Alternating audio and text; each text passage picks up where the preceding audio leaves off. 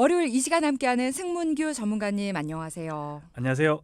깐깐한 경제 꼬집어드리는 스마일보이 승문규입니다. 네.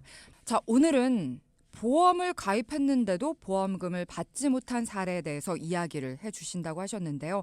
전문가께서 직접 상담해 주신 사연 내용을 저희가 방송에 맞게 재구성했습니다. 함께 들어보겠습니다.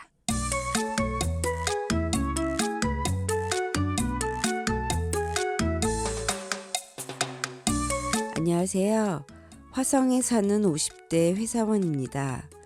남편이 지난달에 가슴 통증으로 응급실에 갔는데요. 협심증 진단을 받고 다음날 처방만 받고 퇴원을 했어요. 저의 가족 보험료로 80만 원 정도를 내고 있기도 하고 보험 가입했을 때 설계사가 분명히 심혈관 진단 시에도 보험금을 받을 수 있다고 했던 게 기억이 나서 안도를 했는데 보험금을 청구했더니 보험금을 아예 받지 못한다고 하더라고요. 너무 어이가 없어서 이렇게 사연을 보냅니다. 어떻게 이렇게 될 수가 있을까요? 우리 가족보험 대체 뭐가 문제인지 점검 부탁드립니다. 네, 오늘 사연자분은 50대 회사원이셨어요. 사연자분의 가족 보험료는 월 80만 원씩이었는데 남편분이 심혈관 진단 후에 보험금을 하나도 못 받으셨어요. 왜 보험금을 못 받으신 거죠? 네, 저도 그게 가장 궁금해서 네. 다른 건 제쳐두고 심장 관련 진단비들만 찾아봤는데요. 그 이유는 명확했습니다. 사연자분이 가입한 10년 전 심장특약은 급성심근경색만 보장이 되어 있었어요.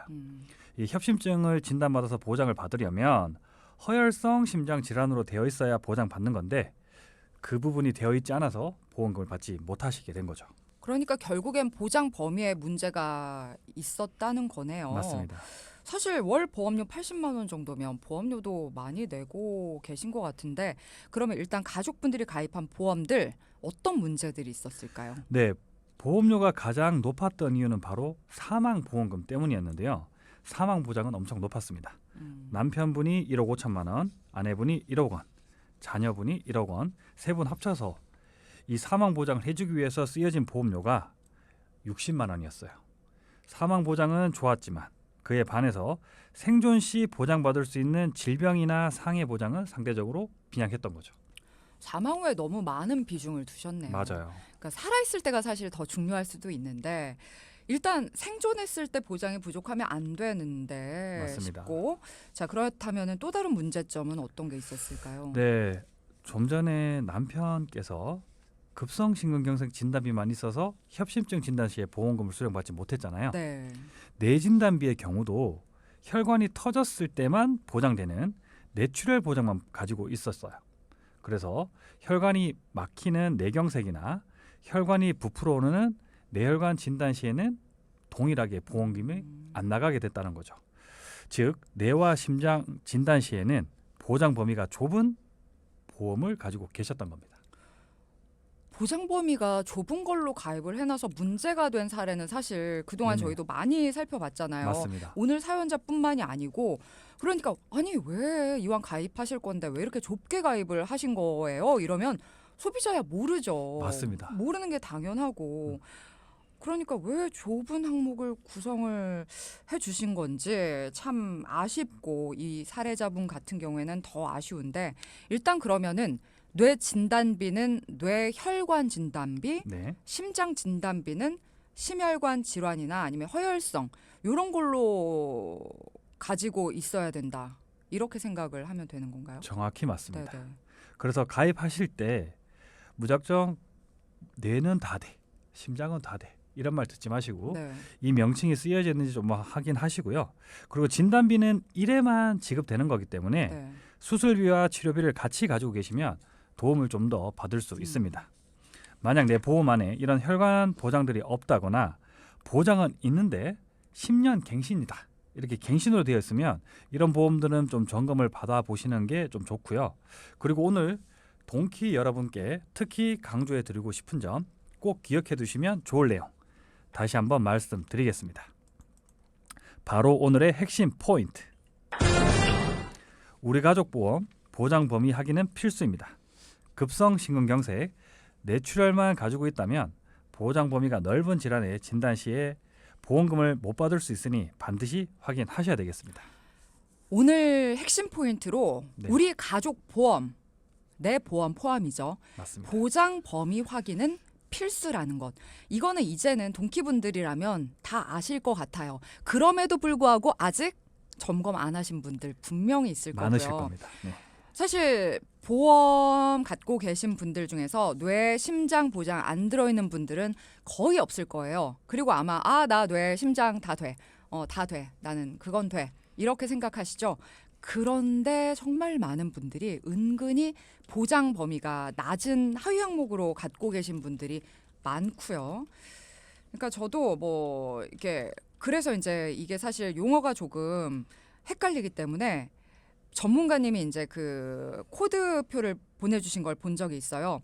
뇌 심장 질환 질병 코드표 분류표를 봤는데 이 뇌나 심장 관련 질병 코드가 수십 개더라고요. 저희가 알고 있는 건 뭐 협심증, 뭐 뇌출혈, 뇌경색, 뭐 이런 거 몇 가지 안 되는데 수십 개입니다.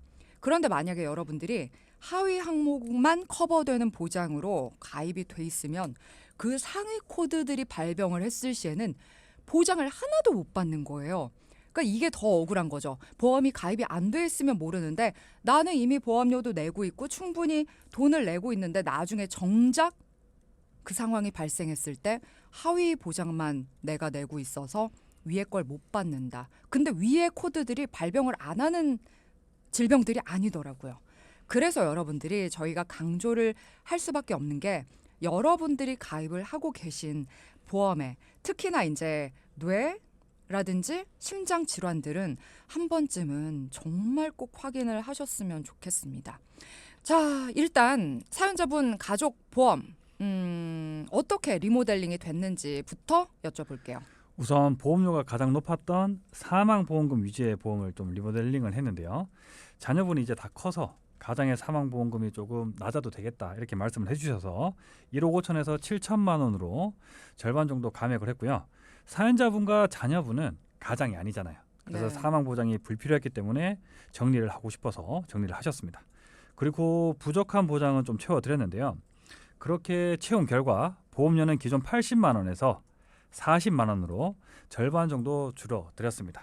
그러면 보장받는 금액이 어떻게 바뀌었는지 상담 전과 상담 후로 구분해서 설명을 좀 드리겠습니다. 네. 그러니까 지금 말씀을 들으면서도 참 네네. 남편분께서 병원에 갈 일이 생기기 전에만 점검을 맞아요. 받으셨더라면 아쉽기는 합니다. 자, 일단 어떻게 바뀌었는지 여쭤볼게요. 보험료 같은 것들도요? 네. 우선 보험료는 절반 정도 줄어들었고 상담 전에 심장질환 진단 시에 모든 가족이 급성심근경색만 있었잖아요. 네. 그래서 동일하게 협심증 진단 시에는 보험금이 0원이었어요. 하지만 상담 후에는 사연자분과 자녀분은 협심증 진단 시에는 2천만 원이고 그리고 상위 범위인 신부전과 부정맥을 진단받아도 1천만 원 정도 받을 수 있게 조정을 해드렸습니다. 뿐만 아니라 심장 스텐트 삽입 수술 많이 하시거든요. 네. 이렇게 할 경우에 2천만 원을 추가로 더 받을 수 있게 만들게 되었고요. 진단비는 1회만 지급되지만 수술비 2천만 원은 반복적으로 받을 수 있게 되었습니다. 그러니까 오히려 지금 협심증이라는 가족력이 발생한 거에 대해서는 추가 보장을 더 넣어 주신 거네요. 맞습니다. 자, 일단 기존에는 이 보험금 0원을 받으셨는데 못 받으셨다는 거죠.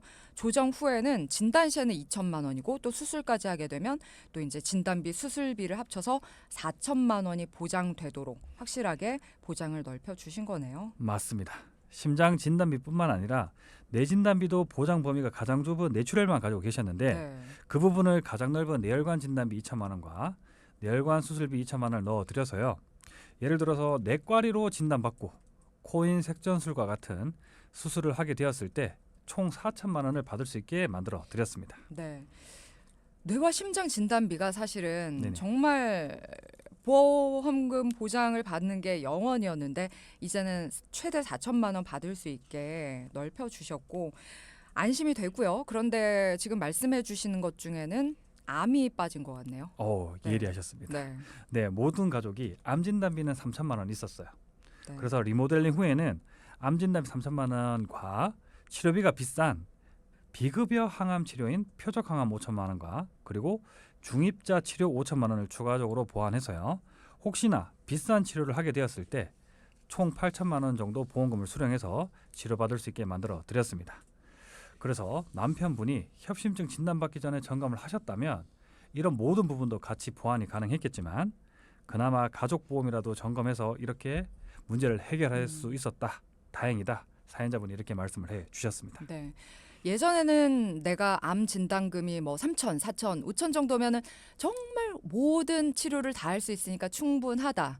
이렇게 생각했는데 요즘에는 비싼 첨단 치료들이 나오면서 그 진단금 가지고는 커버가 안 되는 경우들이 많더라고요. 그럴 경우에는 이제 치료비 부분만 네. 보완하시면 되는 부분이죠. 네. 네.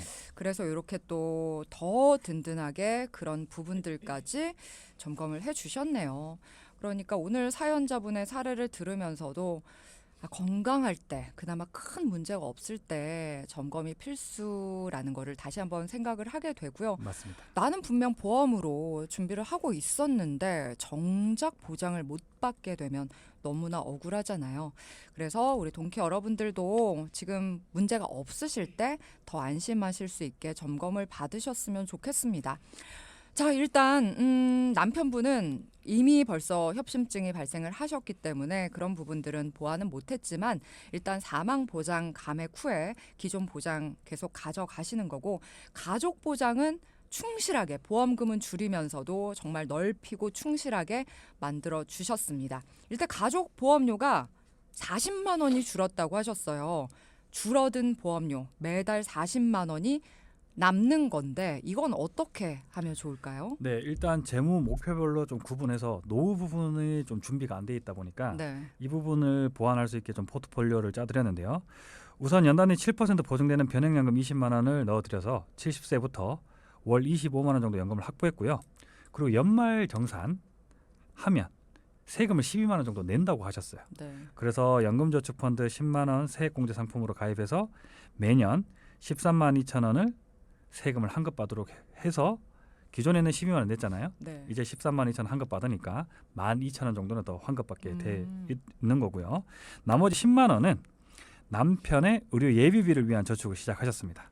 현재 남편분은 협심증으로 진단받아서 당장 보험 가입이 불가능하기 때문에 이 연금보험으로 적립해 드렸는데요. 10년간 모으면 원금은 1,200만 원, 그리고 만기 시에는 이자 240만 원 해서 총 10년 뒤에는 1,440만 원 목돈을 수령할 수 있게 해드렸습니다. 네. 그런데 지금 노후를 위한 이제 미래를 위한 걸로 다 활용을 해주셨는데 세 가지의 연금을 활용을 해주셨어요. 네. 변액 연금보험, 연금 저축 펀드, 그리고 연금 보험까지. 왜 이렇게 종류가 다른 걸 다 사용을 하시는 거예요? 네, 이렇게 분산한 이유는 각각의 목적이 다 달랐기 때문인데요.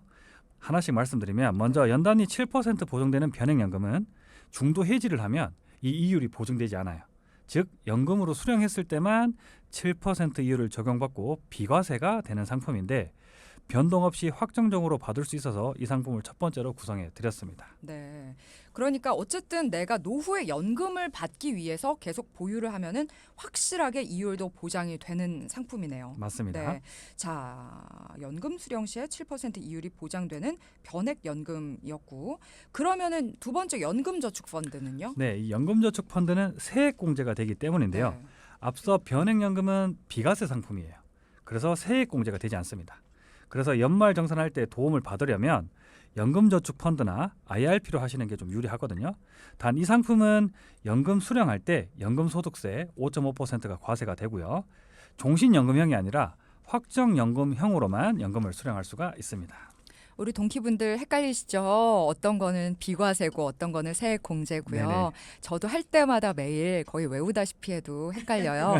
이런 거는 그냥 확실하게 전문가에게 물어보세요. 예, 저도 제가 한번 외우고 공부를 했다고 해서 뭔가 껴 맞추려고 하면은 안 돼요. 이거는 진짜 중요한 문제이기 때문에 보험 가입하는 것만큼 중요할 것 같아요. 이것도 맞습니다. 나는 분명히 나중에 이게 세금 안 뗀다고 해서 가입했는데 정말 이것도 몇십 년 후에 연금 받을 때 뭐가 아닌 경우가 있고 그런 부분들을 여러분이 확실하게 이거는 정말 전문가랑 상담을 하시고 정리를 하시는 게 좋을 것 같아요.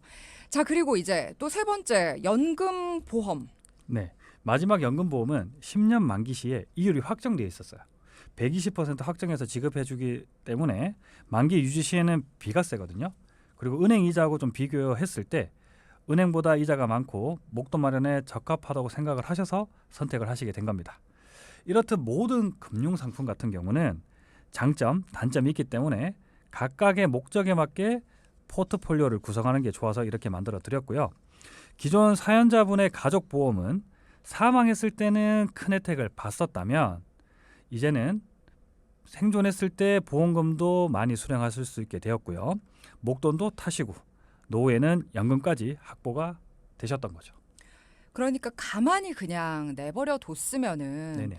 참 뭐 보장도 못 받을 수도 있는데 이제는 그 동일한 금액으로 당연히 보험금은 절반으로 보험료는 절반으로 만들고 보장은 당연히 충분하게 넓혔고요. 또 남은 돈으로는 목돈 만들기와 연금 마련까지 구성을 해주셨습니다. 그리고 우리가 혼자서는 이렇게 세 가지를 한꺼번에 활용을 해서 각각의 목적에 맞는 걸 활용을 해야 된다고 지금 말씀을 해주셨어요. 어떤 거는 내가 노후에 연금 수령을 위해서 투입을 해야 되는 것이고 어떤 거는 지금 당장 내가 1년에 그 세액공제를 위해서 또 투입을 하는 비율이 있는 거고 또 어떤 부분은 목돈 만들기 위해서 또 일부분은 활용을 하신 것 같아요. 그래서 전문가와 상담을 해보시면은 아마 활용법과 그 효율성이 더 이렇게 달라지는구나라는 거를 오늘도 상담 사례를 통해서 알게 됐습니다. 자, 오늘도 승문규 전문가와 함께 아마 동키 여러분들도 많은 도움이 됐다. 이런 생각하면서 들으셨을 거예요. 오늘도 말씀 감사히 잘 들었고 또 다음 시간 기다리고 있을게요. 고맙습니다. 감사합니다.